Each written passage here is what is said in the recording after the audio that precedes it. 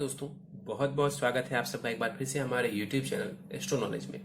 दोस्तों, आज के इस वीडियो में हम एक 18 वर्ष युवती की कुंडली का विश्लेषण करने जा रहे हैं, जिन्होंने अपने बर्थ डिटेल्स हमारे साथ शेयर किए हैं और एस्ट्रोलॉजी के माध्यम से ये अपने जीवन से जुड़े हुए कुछ प्रश्नों के उत्तर जानना चाहती हैं और साथ ही साथ चाहती हैं कि मैं इनकी कुंडली का पूर्ण विश्लेषण करूं। दोस्तों, आगे बढ़ने से पहले हर बार की तरह आप सबसे निवेदन है, यदि अभी तक आपने हमारे YouTube चैनल एस्ट्रो नॉलेज का सब्सक्राइब नहीं किया है तो आप प्लीज इसे सब्सक्राइब कर दें और बेल आइकन को दबाना ना भूलें। साथ ही साथ दोस्तों, यदि आप सब भी इसी प्रकार अपनी कुंडली का विश्लेषण करवाना चाहते हैं या फिर मुझसे संपर्क करना चाहते हैं तो स्क्रीन पर फ्लैश हो रहे व्हाट्सएप नंबर के ऊपर आप मुझसे संपर्क कर सकते हैं और ज्यादा जानकारी के लिए आप नीचे डिस्क्रिप्शन बॉक्स को भी चेक कर सकते हैं। वापस आते हैं इस विश्लेषण के वीडियो के ऊपर और सबसे पहले मैं आप सबों के समक्ष इनकी डिटेल्स को रख देता हूं। इनका जो जन्म हुआ है वो हुआ है 9 फरवरी 2002 को। जन्म का समय है 3:07 दोपहर के और जन्म का स्थान है महाराष्ट्र।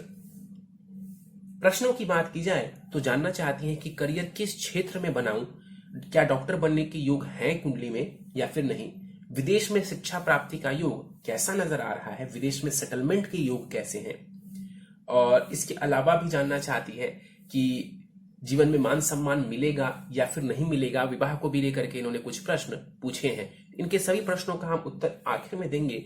सबसे पहले चलते हैं इनकी लग्न कुंडली की तरफ, जो कि हमारे समक्ष, और इनकी लग्न कुंडली प्रारंभ होती है 3 नंबर से। 3 नंबर यानी कि ये कुंडली बन जाती है मिथुन लग्न की, और चंद्रमा की बात की जाए तो वो धनु राशि में जाकर के विराजमान है। यानी इस जातिका की कुंडली बनती है मिथुन लग्न और धनु राशि की। मिथुन लग्न यानी कि बुध के द्वारा आधिपत्य किया जाने वाला लग्न। ऐसे जातक या जातिकाओं के स्वभाव की बात की जाए तो ऐसे लोग वाणी के माध्यम से जीवन में अच्छा खासा लाभ प्राप्त कर सकते हैं। ऐसे लोगों के माइंड की बात की जाए तो इनका माइंड बहुत शार्प होता है, बहुत इंटेलिजेंट होते हैं ऐसे लोग, और शिक्षा के क्षेत्र में आमतौर पर अच्छा करते हैं। शिक्षा के क्षेत्र में, जर्नलिज्म के क्षेत्र में, मैनेजमेंट के क्षेत्र में ऐसे लोग अच्छी सफलता को प्राप्त करते हैं। यहां पर लग्न का मान 13 डिग्री है, मैं यहां लिखना भूल गया हूं।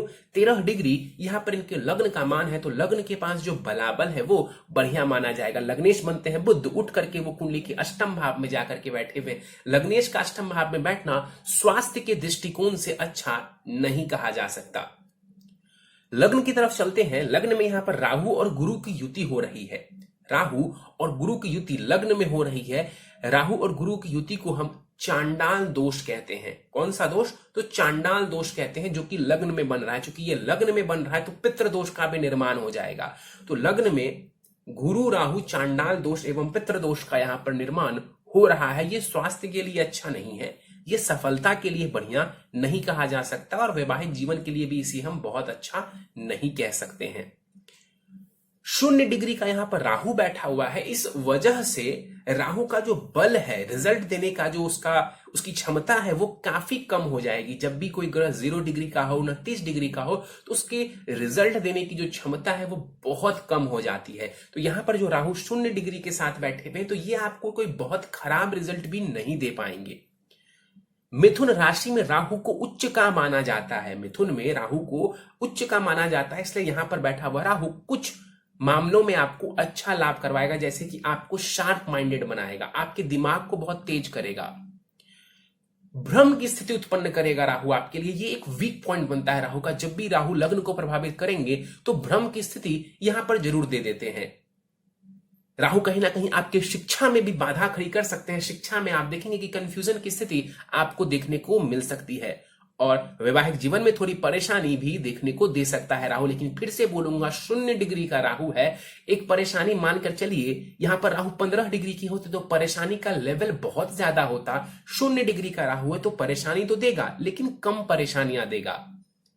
गुरु यहां पर देखा जाए 12 डिग्री का गुरु बैठा हुआ है, वक्री होकर के लग्न में बैठा हुआ है। जब भी गुरु लग्न में बैठते हैं तो कहीं ना कहीं वेट गेनिंग टेंडेंसी हो जाती है बॉडी की, यानी कि मोटापा आने लगता है व्यक्ति को। और इन्होंने अपने एक प्रश्न में कहा है कि इनका भी जो वजन है वो ज्यादा, इन्होंने अपना वेट भी बताया है, तो इनका वजन ज्यादा है। उसके पीछे का कारण यदि समझा जाए तो गुरु का लग्न में बैठना ये उसके पीछे का कारण है। तो आपको अपने स्वास्थ्य का ध्यान देने की आवश्यकता है।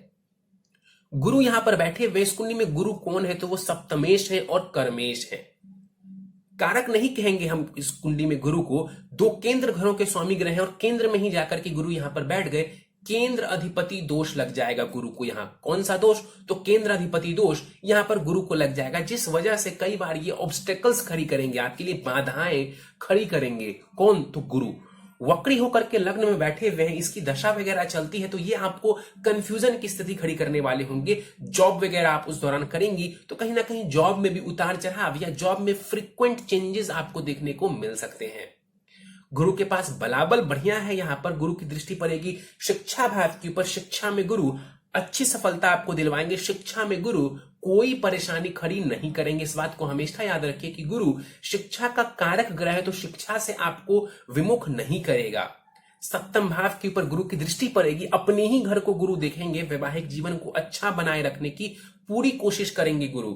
और गुरु की दृष्टि भाग्य भाव के ऊपर पड़ेगी, तो भाग्य संबंधित लाभ भी यहां पर गुरु आपको करवाने वाले होंगे। बलाबल गुरु के पास बढ़िया है, लेकिन यहां पर चांडाल दोष, पितृ दोष बनने की वजह से कहीं ना कहीं ये गुरु भी आपको सर्वश्रेष्ठ परिणाम नहीं दे पाएंगे, और यहां पर गुरु केंद्राधिपति दोष भी बना रहे हैं। आगे बढ़ जाते हैं, सप्तम भाव की तरफ चलते हैं। चंद्रमा और केतु युति बना करके यहां पर बैठे हुए हैं, और चंद्रमा और केतु की युति से ग्रहण दोष का निर्माण होता है, जिस वजह से व्यक्ति का जो मन है वो अशांत रहता है। व्यक्ति के मन में कहीं ना कहीं नेगेटिव विचार बहुत ज्यादा आते हैं और फोकस नहीं रह पाता। जैसे अभी आप शिक्षा ग्रहण कर रहे हैं, तो शिक्षा में सबसे ज्यादा जरूरी है व्यक्ति को कंसंट्रेशन के साथ पढ़ाई करना, लेकिन ये चीज आपके साथ नहीं हो पाएगी। इसके पीछे का कारण है चंद्रमा और केतु का साथ में बैठ करके ग्रहण दोष का कुंडली में निर्माण करना।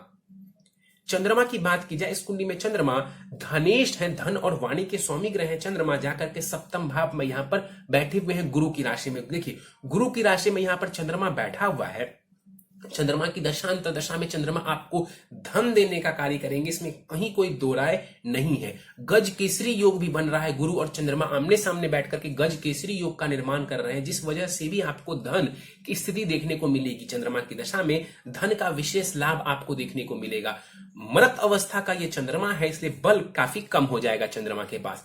केतु की बात कर ली जाए तो केतु भी यहां पर उच्च की राशि में मौजूद है। सप्तम भाव में केतु मौजूद है, गुरु की राशि में बैठा हुआ है, और गुरु की पूर्ण दृष्टि भी पड़ रही है यहां पर केतु के ऊपर। तो यहां पर केतु बहुत खराब रिजल्ट नहीं दे पाएंगे, लेकिन हाँ, ये विवाह का भाव है। जो सप्तम भाव है ये विवाह का भाव है। विवाह के भाव में ग्रहण दोष का बनना, विवाह के भाव में केतु का बैठना, ये अच्छा नहीं कहा जा सकता है। वैवाहिक जीवन में ये परेशानियां आपको देने वाला होगा, इसमें कहीं कोई दो राय नहीं है। तो कुंडली मिलान करके विवाह करेंगे, कुंडली मिलान करके यदि विवाह करती हैं तो आपको परेशानियां काफी कम देखने को मिलेंगी, नहीं तो परेशानी और ज्यादा आपके लिए खड़ी हो सकती हैं। 0 डिग्री का केतु है, इसलिए बहुत ज्यादा ये जो है प्रभावी नहीं होगा कुंडली में। एक बात और देखिए कि सारे ग्रह राहु केतु के एक तरफ दाएं तरफ आकर के बैठे हुए हैं, जिस वजह से कहीं ना कहीं इस कुंडली में काल सर्प दोष का भी निर्माण हो रहा है। काल सर्प दोष कोई मेजर दोष नहीं है, इसका मतलब सिर्फ इतना है कि ये कई बार आपको उतार चढ़ाव की स्थिति जीवन में दे सकते हैं, बस इससे ज्यादा ये आपको परेशानी नहीं देगा। आगे बढ़ते हैं, कुंडली की अष्टम भाव की तरफ चलते हैं। यहां पर सूर्य और बुध की युति हो रही है। सूर्य और बुध की युति कहीं ना कहीं कुंडली में बुधादित्य योग का निर्माण करती है, जो कि अष्टम भाव में हो रहा है, जिस वजह से रिसर्च के क्षेत्र में, गहन अध्ययन के क्षेत्र में आपको सफलता मिल सकती है। मेडिकल के क्षेत्र में जैसा आपने पूछा है, उसमें भी यहाँ पर सूर्य और बुध की जो युति हुई है आपको अच्छी सफलता दिलवाने वाली होगी। बुध को देखा जाए इस कुंडली में तो बुध लग्नेश है और वो सुखेश भी है। लग्नेश और सुखेश है, यानी कि कारक ग्रह है। बुध जाकर के अष्टम भाव में यहाँ पर बैठे हुए। अष्टम भाव में बुध का बैठना माता से संबंधित सुखों के लिए बढ़िया नहीं है। देखिए, आपका चंद्रमा ऑलरेडी कमजोर था और यहाँ पर माता से संबंधित भाव की स्वामी ग्रह बुध बनते हैं, वो अष्टम भाव में जाकर के बैठे हुए। इस वजह से माता से जो संबंधित सुख है उसमें कमी, या माता को कोई परेशानी, माता को स्वास्थ्य की परेशानी, या माता को किसी न किसी वजह से कष्ट देखने को मिल सकता है। यहां पर बुध बैठे हुए हैं। एस्ट्रोलॉजी में इंटरेस्ट आपको दिलवा सकते हैं। मेडिकल क्षेत्र में आपको ये बढ़िया सफलता दिलवाने वाला होगा। 4 डिग्री का बुध है, यहां पर मृत अवस्था के यहाँ पर बुध देव विराजमान है। दृष्टि द्वितीय भाव के ऊपर पड़ेगी बुध की, धन देने वाले होंगे ये बुध। 26 डिग्री के सूर्य साथ में बैठे हुए हैं। बाल अवस्था का ये सूर्य है। देखिए, पराक्रमेश है यहाँ पर सूर्य। सूर्य पराक्रम भाव का स्वामी ग्रह अष्टम भाव में जाकर के बैठा हुआ, यानी आप जो पराक्रम दिखाती हैं कई बार उसका आपको वैसा लाभ नहीं मिल पाता है जैसा आपको मिलना चाहिए। वैसा लाभ आपको देखने को नहीं मिल पाता है जैसा आपको मिलना चाहिए। इसके पीछे का कारण है सूर्य का अष्टम भाव में आकर के बैठ जाना। लेकिन यही सूर्य मेडिकल के क्षेत्र में आपको अच्छी सफलता दिलवाने वाला होगा। सूर्य की दृष्टि द्वितीय भाव के ऊपर पड़ेगी, धन तो देगा ही देगा, लेकिन साथ ही साथ आपकी वाणी को भी ये प्रभावशाली बनाने वाला होगा। तो अपनी वाणी में प्रभाव लाएं, अपनी वाणी को ओजमय बनाएं, अपनी वाणी में एक ओज पैदा करें, एक तेज पैदा करें, जिससे कि सामने वाला आपकी बातों से जो है कहीं ना कहीं खुश हो जाए, आपकी बातों से प्रभावित हो जाए, और आप में ये क्षमता मौजूद है। आगे बढ़ते हैं, कुंडली के भाग्य भाव की तरफ चलते हैं, शुक्र को देखते हैं। शुक्र यहाँ पर 2 डिग्री के साथ भाग्य भाव में बैठे हुए। देखिए शुक्र कौन है इस कुंडली में, तो वो पंचमेश है और वो द्वादशेश है, जाकर के वो भाग्य भाव में बैठे हुए। देखिए त्रिकोण का स्वामी त्रिकोण में आकर के बैठा हुआ है, तो ये शिक्षा और उच्च शिक्षा के लिए अच्छी स्थिति है। आप मेहनत करिए, शुक्र आपको अच्छा खासा लाभ दिलवाने वाले होंगे। अस्त का है शुक्र, सूर्य की किरणों की वजह से यहाँ पर शुक्र अस्त के हो गए हैं, तो दृष्टि का बल यहाँ पर शुक्र का काफी कम हो जाएगा। लेकिन फिर भी मेरा ऐसा मानना है, आप मेहनत करेंगे तो शिक्षा में आपको अच्छी सफलता मिले, इसके चांसेस बहुत बढ़िया नजर आ रहे हैं। कुंडली में शुक्र को थोड़ा बलवान कर देंगी तो स्थिति और भी ज्यादा आपको बेहतर देखने को मिलेगी। और यहां पर बैठा हुआ शुक्र आपको हर प्रकार से जो है शिक्षा में तो सफलता देने वाला होगा। विदेश वगैरह की यात्राएं करना चाहती हैं, वहां पर भी ये शुक्र आपको अच्छा लाभ देने वाला है। मंगल की बात कर लेते हैं। मंगल कुंडली के 10वें भाव में बैठा हुआ है, और 10वें भाव में यहां पर मंगल देव बैठे हुए 21 डिग्री के साथ। यहां पर जो मंगल है ये कुमार अवस्था का है, और इस कुंडली में मंगल कौन है, तो ये मारक ग्रह है, ये षष्ठेश है और लाभेश है, तो मारक ग्रह माने जाएंगे। 10वें भाव में मंगल बैठा हुआ है। कर्म करिए, कर्म करेंगी तो यहां पर बैठा हुआ मंगल हर प्रकार से आपको सहयोग करने वाला होगा। देखिए बीमारियों के भाव का स्वामी ग्रह कर्म स्थान में जाकर के बैठा हुआ है, तो ये भी मेडिकल के क्षेत्र में सफलता के लिए बढ़िया योग नजर आ रहा है। लाभेश 10वें भाव में बैठा हुआ है, मेहनत करेंगी तो लाभ भी आपको देखने को मिलेगा, तो मेहनत करते रहिए। यहां पर बैठा हुआ मंगल भले ही मारक हो, लेकिन फिर भी आपको अच्छी सफलता दिलवाने वाला होगा। तात्कालिक मैत्री में है मंगल, तो रिजल्ट्स और भी बेहतर आपको देखने को मिलेंगे। मंगल की दृष्टि लग्न के ऊपर पड़ेगी, पेशेंस की कई बार ये मंगल कमी करवा देंगे, चिड़चिड़ापन भी आपको देखने को मिल सकता है, और टेंशन भी देने का कार्य करेगा, तो टेंशन आपको नहीं लेना चाहिए। मंगल की दृष्टि 4th भाव के ऊपर पड़ेगी, माता के स्वास्थ्य में परेशानी, घर में कलह का वातावरण देखने को मिल सकता है। और मंगल की दृष्टि 5th भाव के ऊपर पड़ेगी, मंगल की दशांत दशा में यदि संतान होती है तो थोड़ी परेशानी वहां पर आपको देखने को मिल सकता है। एक बात ध्यान देने वाली है, कुंडली के 9वें भाव पर हम फिर से आते हैं। पीछे सूर्य है और आगे मंगल है, बीच में है कुंडली का भाग्य का भाव। इसे पाप कर्तरी दोष लग रहा है, जिस वजह से इसके पॉजिटिव रिजल्ट्स में थोड़ी कमी देखने को मिलेगी। और उसी प्रकार लाभ स्थान को देखिए, एक तरफ मंगल है, दूसरी तरफ शनि है, बीच में लाभ का स्थान है। लाभ स्थान को भी यहाँ पर पाप कर्तरी दोष लग रहा है, जिस वजह से लाभ में कमी देखने को मिल सकती है। शनि की बात कर लेते हैं। शनि 14 डिग्री के साथ कुंडली के विदेश भाव में, कुंडली के 12वें भाव में बैठे हुए हैं युवावस्था के। इस कुंडली में शनि कौन है, तो वो अष्टमेश है और वो भाग्येश है। कारक ग्रह है क्योंकि वो भाग्येश है, और भाग्येश उठ करके विदेश में जाकर के बैठा हुआ है। निश्चित रूप से यहाँ पर विदेश में सेटलमेंट के योग नजर आ रहे हैं, विदेश जाना चाहती हैं, विदेश में बसना चाहती हैं, इसके योग आपकी कुंडली में मौजूद है। विदेश की ढेर सारी यात्राएं आप कर सकती हैं, और यहाँ पर बैठा हुआ शनि उच्च शिक्षा के लिए भी आपको विदेश का रुख करवा सकते हैं। शनि की दृष्टि पड़ेगी कुंडली के 2य भाव के ऊपर, धन देने वाला होगा शनि, लेकिन आपको कहीं ना कहीं धन खर्च का ध्यान रखने की आवश्यकता है। अपनी वाणी का आपको विशेष ध्यान रखने की आवश्यकता है। किसी को कटु वचन कहेंगी तो आपको ये शनि देव और ज्यादा परेशानी दे सकते हैं। शनि की दृष्टि 6ठे भाव के ऊपर पड़ेगी, शत्रुओं को मारने वाले होंगे, आपकी रक्षा करने वाले होंगे शनि देव। और शनि की 10वीं दृष्टि पड़ेगी कुंडली के 11 नंबर जहां लिखा हुआ है वहां कुंडली के 9वें भाव के ऊपर, भाग्य भाव के ऊपर, तो विलंब से ही सही शनि आपको भाग्य का सहयोग दिलवाएगा। वैसे भी जिनकी कुंडली में शनि भाग्येश बनते हैं उनका भाग्योदय 36वें वर्ष में होता है। हालांकि 30 वर्ष के बाद उनको भाग्य का साथ मिलने लगता है, लेकिन पूर्ण रूप से जो भाग्योदय है वो 36वें वर्ष में व्यक्ति का होता है।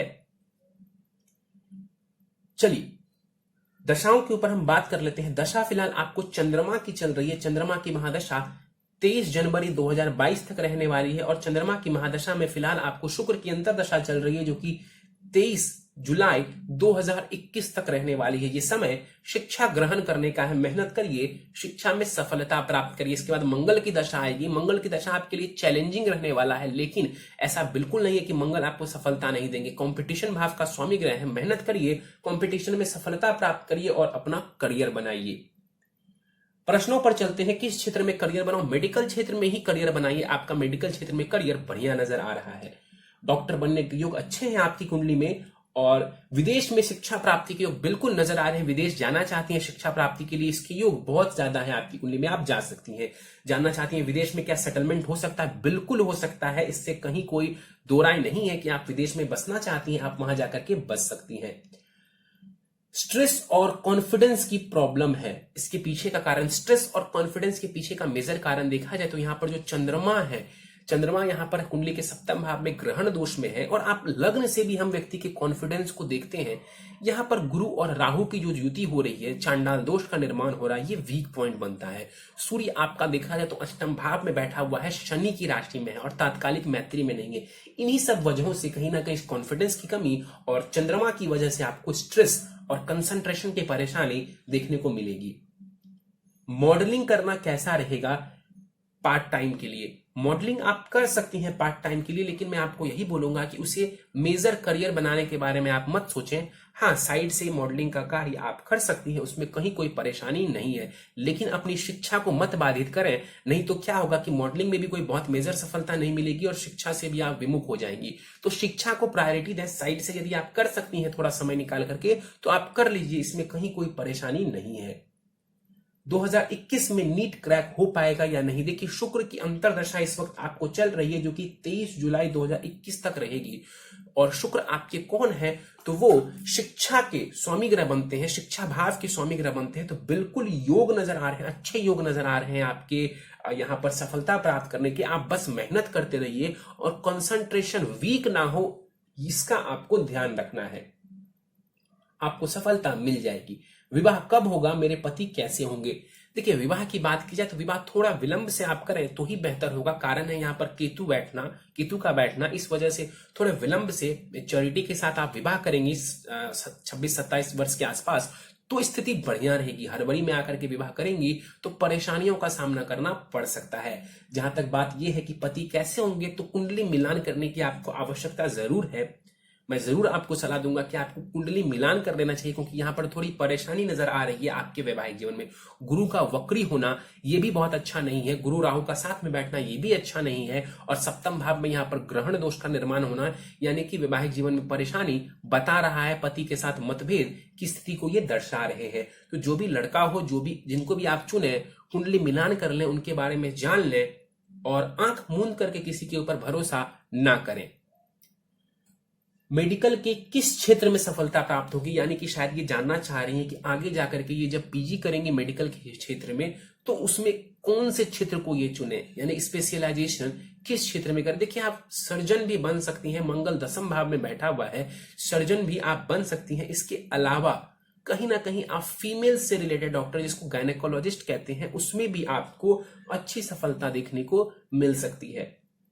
मान सम्मान मिलेगा या फिर नहीं, बिल्कुल मैं कुछ उपाय बता दे रहा हूं, इन उपायों को आप करेंगी तो जीवन में आपको मान सम्मान की स्थिति देखने को मिल जाएगी। और क्या चश्मा हटाने के लिए मैं सर्जरी करवाऊं? देखिए, इसके लिए मैं आपको कोई सुझाव नहीं दे सकता हूं, मुझे बहुत ज्यादा नॉलेज नहीं है कि ये किस प्रकार का ऑपरेशन होता है या नहीं होता है। हाँ, यहाँ पर जो द्वितीय भाव है उसके स्वामी ग्रह चंद्रमा बनते हैं, केतु के साथ ग्रहण में है वो, इस वजह से आंखों की समस्या देखने को मिली होगी आपको, और इसके लिए आपको डॉक्टर से ही सलाह लेनी चाहिए। मैं बहुत ज्यादा सलाह इसके बारे में आपको नहीं दे सकता हूं। वेट कैसे लूज करूं, ये जरूरी सवाल है आपका। और गुरु यहां पर लग्न में बैठा हुआ है, मैंने बताया इसके पीछे का कारण यही है। मैं उपाय में आपको एक रेमेडी बता दूंगा जिससे कहीं ना कहीं वजन कम करने में आपको लाभ देखने को मिलेगा। वर्कआउट करना आपके लिए जरूरी है, वो आप भी समझती हैं, डाइट का ध्यान रखें, ये भी आप समझती होंगी, लेकिन एक उपाय आखिर में मैं आपको दे दूंगा जिससे धीरे धीरे ही सही, लेकिन आपका वजन कम होना शुरू हो जाएगा निश्चित रूप से।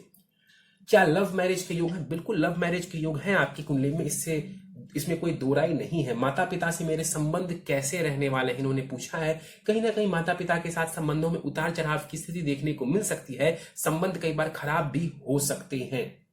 और इंजीनियरिंग में जाने के योग इन्होंने पूछा है। देखिए, इंजीनियरिंग में जाने का कोई बहुत जबरदस्त योग आपकी कुंडली में नहीं है। बेहतर है कि आप मेडिकल के क्षेत्र की तरफ रुख करें, आपके लिए वो ज्यादा बेहतर रहने वाला है। उपाय पर जाने से पहले इनकी नवमांश कुंडली मेरे समक्ष है। नवमांश कुंडली देखा जाए तो यहां पर गुरु नीच के हैं। नवमांश के लग्न में ही गुरु नीच की राशि में बैठा हुआ है। ये वीक पॉइंट बनता है। निश्चित रूप से विवाह में थोड़ी परेशानी नजर आ रही है। और जो सप्तम भाव है वहां पर उसके स्वामी ग्रह चंद्रमा बनते हैं, जो कि नीच की राशि में बैठे हुए, यानी गुरु भी नीच का, सप्तमेश चंद्रमा भी नीच का। तो कहीं ना कहीं वैवाहिक जीवन में परेशानी नजर आ रही है। बाकी ग्रहों की स्थिति नवमांश कुंडली में बढ़िया है, तो करियर में कोई मेजर परेशानी नहीं नजर आ रही है। लेकिन हाँ, विवाह का जो पॉइंट है, विवाह का जो क्षेत्र है आपकी कुंडली में, वो कमजोर नजर आ रहा है। तो क्या करेंगे? तो सबसे बड़ी रेमेडी है आपके लिए कि आप कुंडली मिलान करके और किसी के भी ऊपर आंख बंद करके भरोसा नहीं करेंगे। कुंडली मिलान करके विवाह करेंगी और आंख मूंद कर किसी के ऊपर भरोसा नहीं करेंगी, नहीं तो आपके लिए बहुत ज्यादा परेशानी खड़ी हो जाएगी। अभी मैं विवाह से जुड़ा कोई मेजर उपाय आपको नहीं दे रहा हूं। जो भी उपाय आपको दूंगा वो कहीं ना कहीं आपके करियर और स्वास्थ्य से जुड़ा हुआ होगा। प्रथम उपाय है मोटापा कम करने के लिए आपको मैं दे रहा हूं। दाहिने हाथ की मध्यमा उंगली में आपको एक काला धागा बांधना है। शनिवार को आप ये कर सकती हैं, काला धागा बांधना है और उसके ऊपर, उसी के ऊपर रांगे की एक अंगूठी आती है, आप सर्च करेंगे आपको मिल जाएगा। रांगे की अंगूठी उसी धागे के ऊपर आप धारण कर ले, मध्यमा उंगली में दाहिने हाथ की। ओपल रत्न 9.25 रत्ती का आपको धारण करना चाहिए दाहिने हाथ की प्रथम उंगली में, इंडेक्स फिंगर में, चांदी की अंगूठी में, शुक्ल पक्ष के शुक्रवार के प्रातः काल को। ग्रहण दोष निवारण, यहां पर जो चंद्रमा केतु का ग्रहण दोष बन रहा है, इसका आपको निवारण करवा लेना चाहिए किसी ब्राह्मण के द्वारा। और हर सोमवार, गुरुवार एवं शनिवार को शिवलिंग के ऊपर अभिषेक करें। देखिए, मैंने आपको बताया था कि गुरु राहु की वजह से चांडाल दोष का निर्माण हो रहा है, चंद्रमा केतु की वजह से ग्रहण दोष का निर्माण हो रहा है और काफी हद तक कुंडली में काल सर्प भी बना हुआ है। इस सबका जो निदान है, कहीं ना कहीं यदि आप हर सोमवार, गुरुवार एवं शनिवार को शिवलिंग के ऊपर अभिषेक करेंगी, काफी ज्यादा लाभ आपको देखने को मिल जाएगा। मृत्युंजय मंत्र से आपको अभिषेक करना है और शनिवार को सिर्फ उस जल दूध में थोड़े काले तिल भी मिला दें। बाकी दिन नहीं मिलाने हैं काले तिल, सिर्फ शनिवार को उस जल और दूध में काले तिल भी मिला करके तब शिवलिंग का अभिषेक करें, आपको बढ़िया लाभ देखने को मिलेगा। नित्य ओम बम बुद्धाय नमः इस मंत्र का 108 बार जाप करना है आपको और नित्य हनुमान चालीसा एवं दुर्गा चालीसा का भी आपको पाठ करना चाहिए। यदि आप इन उपायों को करती हैं, काफी सारे चीजों में आपको लाभ की स्थिति देखने को मिल जाएगी। चलिए, तो दोस्तों, ये था इस 18 वर्ष युवती की कुंडली का विश्लेषण। मुझे उम्मीद है कि आपको हमारा ये कुंडली विश्लेषण का वीडियो पसंद आया होगा। यदि वीडियो पसंद आया तो आप इसे लाइक करें, शेयर करें। अभी तक आपने हमारा YouTube channel astro knowledge subscribe नहीं किया है तो आप प्लीज इसे सब्सक्राइब कर दें और बेल आइकन को दबाना ना भूलें। साथ ही साथ दोस्तों, यदि आप सब भी इसी प्रकार अपनी कुंडली का विश्लेषण करवाना चाहते हैं या फिर मुझसे संपर्क करना चाहते हैं तो स्क्रीन पर फ्लैश हो रहे व्हाट्सएप नंबर के ऊपर आप मुझसे संपर्क कर सकते हैं। और ज्यादा जानकारी के लिए आप नीचे डिस्क्रिप्शन बॉक्स को भी चेक कर सकते हैं। इस वीडियो में फिलहाल इतना ही दोस्तों, आप सभी का बहुत बहुत धन्यवाद।